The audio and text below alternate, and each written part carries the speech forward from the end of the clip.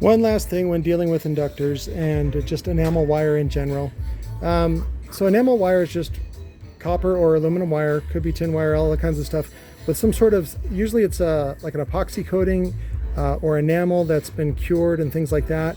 In this case, they cure the wire before they wind it.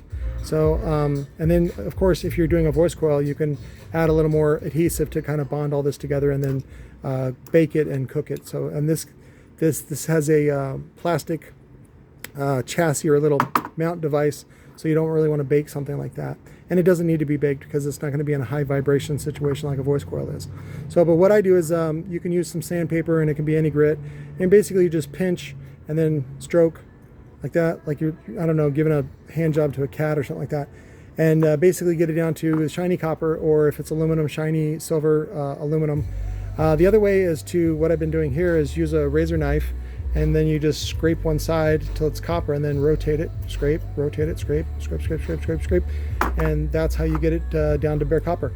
And then what I do is I go back and retest to make sure that I'm accurate, and I am pretty sure I am, because I'm dead on with the other one. And then again, you can, I'm going to bend this over, anchor it there, and then put a little, what is this, black electrical tape on it just to hold it together.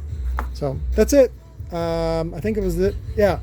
And as far as fastening stuff to PC boards, you can see here they used a tie wrap and some hot glue. That's another way to do it. You can be like the pros.